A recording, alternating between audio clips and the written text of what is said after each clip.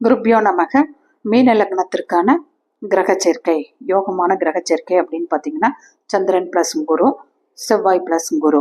இது வந்து யோகமான கிரக சேர்க்கையை சொல்லப்படுறது. ஏன்னு கேட்டிங்கன்னா சந்திரன் வந்து மீன லக்னத்துக்கு பஞ்சமாதிபதி, குரு வந்து லக்னத்துக்கும் 10க்கும் உடைய அதிபதி. குரு சந்திர யோகம் அப்படிங்கிற சொல்லக்கூடிய நிலைப்பாட்டில் இருக்கு அப்படிங்கிறது சொல்லலாம். செவ்வாய் பிளஸ் குரு அப்படிங்கும்போது செவ்வாய் 2க்கும் 9க்குமான அதிபதி, பஞ்சமாதிபதி அப்படிங்கிறத சொல்லலாம் மீன லக்னத்துக்கு. அப்போ ஒரு சாதாரணமான ஒரு 50% நிலைப்பாடில் அப்படிங்கும்போது சந்திரன் பிளஸ் புதன் கிரக சேர்க்கை சொல்லலாம். ஏன்னா புதன் வந்து 4க்கும் 7க்கும் உடைய அதிபதி, கேந்திராதிபதி தோஷத்தையும் கொடுக்கக்கூடிய நிலையில இருந்தாருன்னா அதை பார்த்து யோசிச்சு தான் அதுக்கு வந்து நம்ம பலன் சொல்லணும். பலன் வந்து கும்பலக்னத்துக்கு இல்லாத கிரக சேர்க்கைன்னா செவ்வாய் பிளஸ் புதன் கிரக சேர்க்கை வந்து அவ்வளோ நல்லது இல்லை அப்படிங்கிறத நம்ம சொல்லலாம்.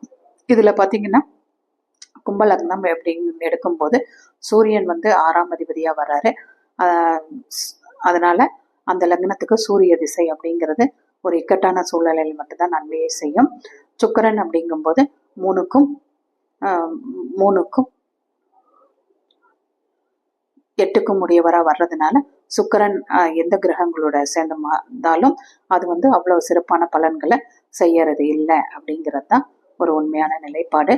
அடுத்தது மீன லக்னத்துக்கு பார்த்தீங்கன்னா செவ்வாய் வந்து ஓரளவுக்கு புனர்பூசத்தில் இருக்கார் அப்படின்னா அவர் வந்து நல்ல ஒரு பலனை கொடுக்குறார் அப்படிங்கிறத சொல்லலாம். ஸோ ஜென்ரலாக பார்க்கும்போது சனி அப்படிங்கும்போது 11க்கும் 12க்கும் வர விரையாதிபதியாக வர்றதுனால சனி வந்து வேற எந்த கிரகங்களோட சேர்ந்தாலும் ஒரு நற்பலன்களை கொடுக்கறது இல்லை அப்படிங்கிறது தான் ஒரு உண்மையான நிலைப்பாடு. 11ஆம் இட அதிபதியான லாபாதிபதியான இதையும் ஒரு இக்கட்டான சூழ்நிலையில தான் அந்த யோகத்தை